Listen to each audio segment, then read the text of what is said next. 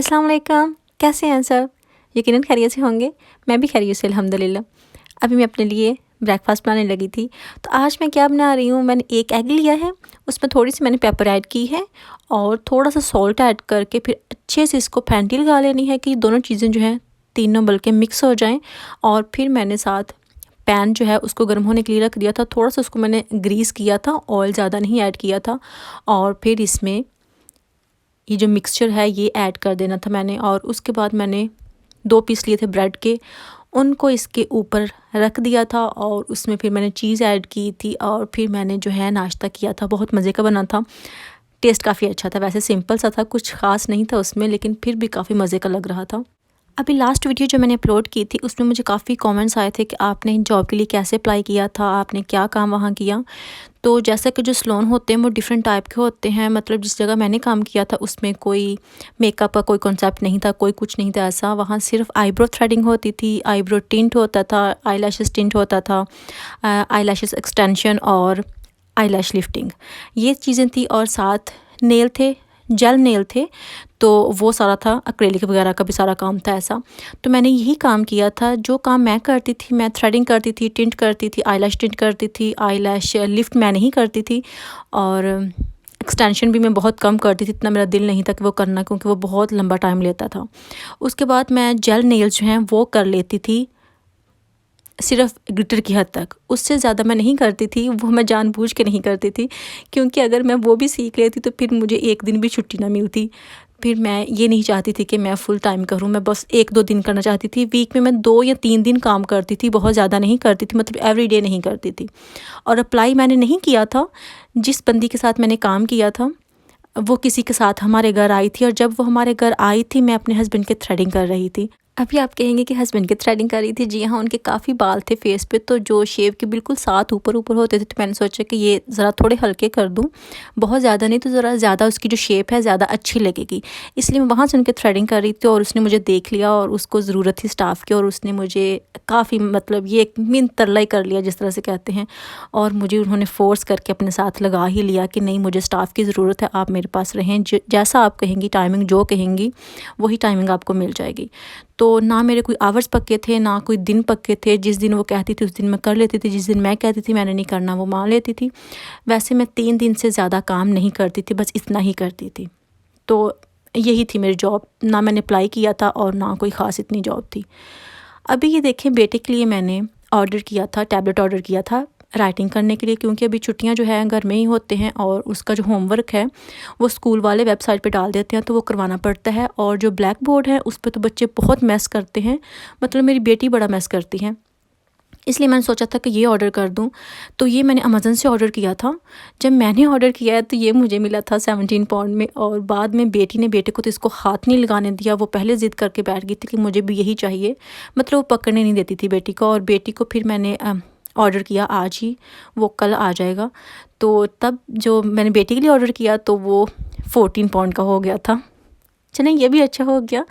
तो अभी मुझसे पूछते हैं कि आप अमेज़न से ऑर्डर करती हैं, ईबे से क्यों नहीं करती, ईबे ज़्यादा सस्ता होता है। जी हाँ, ईबे सस्ता है काफ़ी अमेज़न से।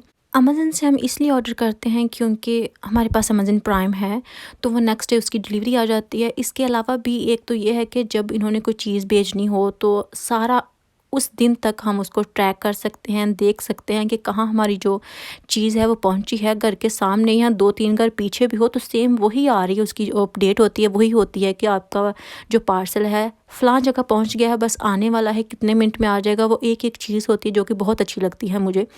और दूसरा ये कि अगर कोई चीज़ इनकी अच्छी ना हो, टूटी हो, बाद में भी ख़राब हो जाए, तो वो कभी कुछ नहीं कहते, फ़ौरन से उसको रिफ़ंड कर देते हैं और चीज़ भी खुद लेके जाते हैं। ये मुझे बहुत अच्छी बात लगती है। इसके मुकाबले में मेरे पास ईबे भी है, ईबे के साथ भी हम हैं, लेकिन ये है कि ईबे से अगर इस तरह कोई चीज़ ऑर्डर करें, वो ख़राब निकले, अच्छी ना हो, हम उनको कंप्लेन करें तो उनका कोई रद्द-ए-अमल नहीं होता, कोई कुछ नहीं होता। तो फिर उसका फ़ायदा नहीं है कि हम वहाँ से चीप लें और बाद में हम अपना मूड ख़राब करें, उसका फ़ायदा नहीं है कोई। इसलिए हम जो है अमेज़न से चीज़ लेते हैं। और फिर अगर अच्छी ना हो या उनकी जो उन्होंने गारंटी वगैरह दी होती है वो भी ख़त्म हो जाए या उसके एंड वाले दिन तक वो चीज़ ख़राब हो जाए ना तो वो फ़ौरन से आपको रिफ़ंड करेंगे। अगर चीज़ अच्छी नहीं होगी तो वो वापस करेंगे और उसकी जगह कोई और चीज़ दे देंगे। हमारे साथ 1-2 बार ऐसा हुआ है और उनकी जो ये सर्विस है ना, ये बहुत अच्छी लगती है मुझे, इसलिए हम अमेज़न के साथ हैं। अभी मैं कर रही थी फ्रिज साफ़, क्योंकि हस्बैंड गए थे शॉपिंग पे और शॉपिंग जाने से पहले ग्रॉसरी वगैरह करने के लिए जाना था और मुझे कह के गए थे कि फ्रिज को अच्छे से साफ़ कर देना, क्योंकि वैसे अगर मैं एवरी वीक करूँ तो इतनी ख़राब नहीं होती, लेकिन लास्ट 2-3 वीक से मैंने इसको साफ़ ही नहीं किया था, हाथ ही नहीं लगाया था, तो ये काफ़ी ख़राब हो गई थी। और अगर मैं एवरी वीक साफ़ करूँ तो फिर मैं इस तरह से वॉश नहीं करती, बस उसको वाइप कर लेती हूँ तो वो अच्छी खासी हो जाती है। लेकिन अभी क्योंकि ज़्यादा दिन हो गए थे और इसको वॉश करना बनता था और फिर मैं इसको वॉश कर रही थी और मैं ऐसे ही फिर इसको अच्छे से ज़रा साफ़ सुथरी कर लेती हूँ, बिल्कुल ऐसे हो जाती है जैसे हम न्यू लेके आए हैं।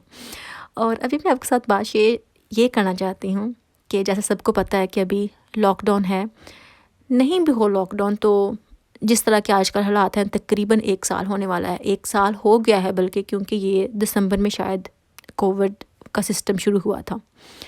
तो इस तरह से ज़िंदगी बहुत ही महदूद सी हो गई है, समझ नहीं आती कि क्या करें। हमारी तो फैमिली भी जो है वो बहुत लिमिटेड सी है, मतलब यहाँ भी 3 घर हैं और वो भी इस कोरोना की वजह से दूर-दूर हुए पड़े हैं, मतलब कि डर रहे हैं सारे एक दूसरे से कि हमें आना चाहिए या नहीं, क्योंकि बच्चे भी छोटे हैं तो सबको फ़िक्र है बच्चों की ज़्यादातर।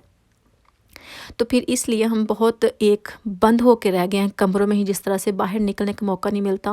वैसे तो कुछ लोग इसको सीरियस नहीं लेते, लेकिन जो लेते हैं वो हमारे जैसे हैं, हम तो बहुत ही सीरियस लेते हैं, इसलिए हम ज़्यादा ही बंद होके रह गए हैं। बाहर की कोई भी एक्टिविटी नहीं करते, बस घर में ही हर टाइम होते हैं, कहीं जाने का मौका नहीं मिलता। और अभी चूँकि 1 साल होने वाला है तो सच पूछो तो अभी बहुत बुरा लगता है, मतलब साँस अभी ऐसा लगता है जैसे साँस नहीं आ रहा, हमें रुक रहा हो, कहीं बाहर नहीं जाया आ रहा।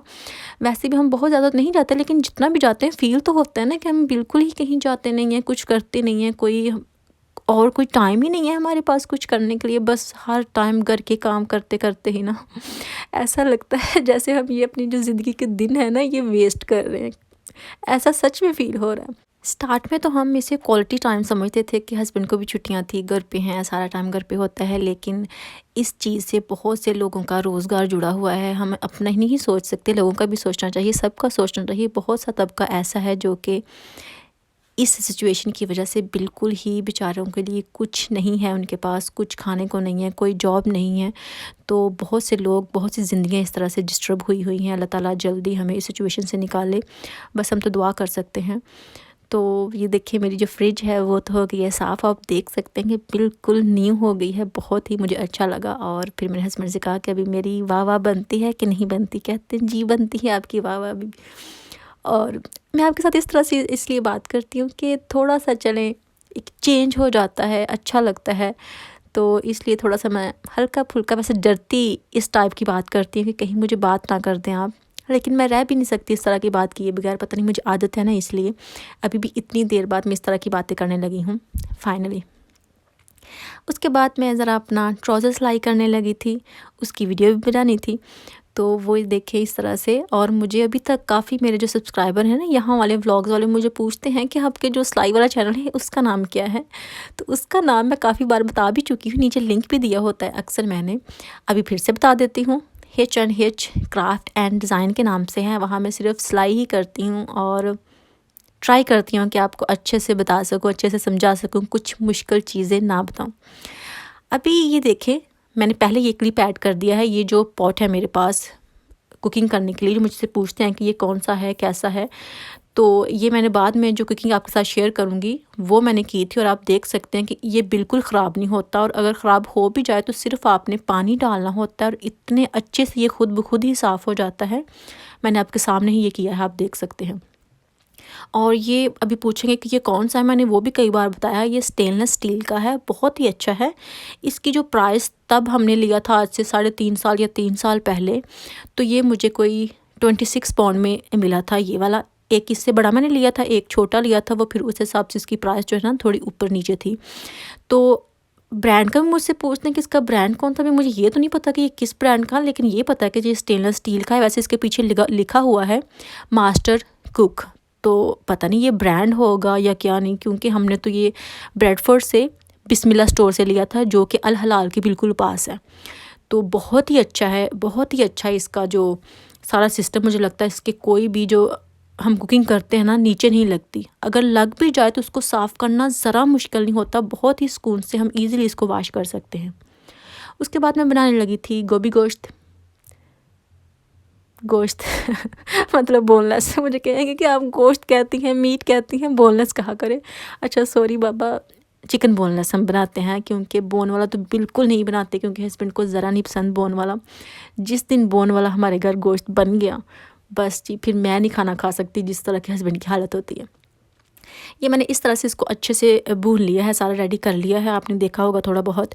और उसके बाद मैंने इसमें थोड़ा सा पानी ऐड कर देना है, क्योंकि जो चिकन बोनलेस हम यूज़ करते हैं वो करते हैं ब्रेस्ट का, तो वो थोड़ा सा ज़्यादा हार्ड होता है, इसलिए उसमें पानी ऐड करके मैं थोड़ी देर उसको कुक करने के लिए रख देती हूँ। ये देखें, तो अभी इसको मैंने रख दिया है और साथ मैंने ये पैन लिया है, इसमें मैंने ऑयल डाला है और अभी इसमें मैं जो गोभी है वो ऐड कर दूँगी और इसको फ्राई करना है। मैं फ्राई करके बनाती हूँ, तो जो जब इस तरह से बनाऊँ तो बहुत ही मज़े की बनती है। सच पूछें, आप ट्राई करके देखिएगा, उंगलियाँ चाटते रह जाएंगी, इतनी मज़े की बनेगी ये।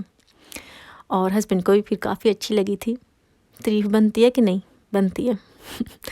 तो ये देखिए इस तरह से आज मैंने ऑयल जो है ना काफ़ी डाला है, आपने भी नोट किया होगा, क्योंकि इतना मैं नहीं ऐड करती। आज मैंने डाला था क्योंकि अक्सर मैं लोगों को देखती थी जब उनकी जो एंड पे रेडी होने वाली होती थी ना, तो उनका जो सालन होता उसके साथ बहुत ऑयल एक तरफ आ रहा होता था, ऊपर नज़र आता था। तो मैं कहती थी इतना ऑयल कैसे ऊपर आ जाता है, मैं ऐड करती हूँ तो वो ऐसे लगता है जैसे जुट जाती है।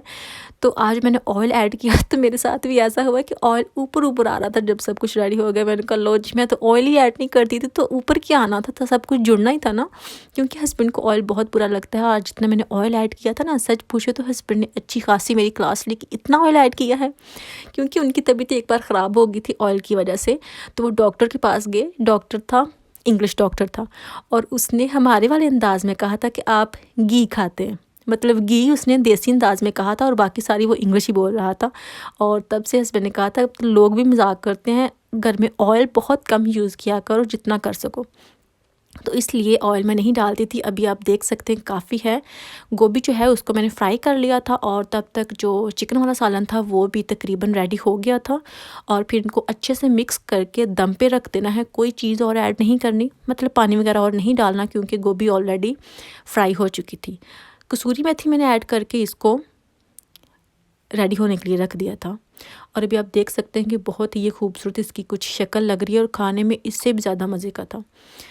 यही थी खैर मेरी आज की वीडियो। अगर आपको अच्छी लगी हो तो प्लीज़ लाइक कीजिएगा, शेयर कीजिएगा। फिर मिलेंगे। अल्लाह हाफिज़।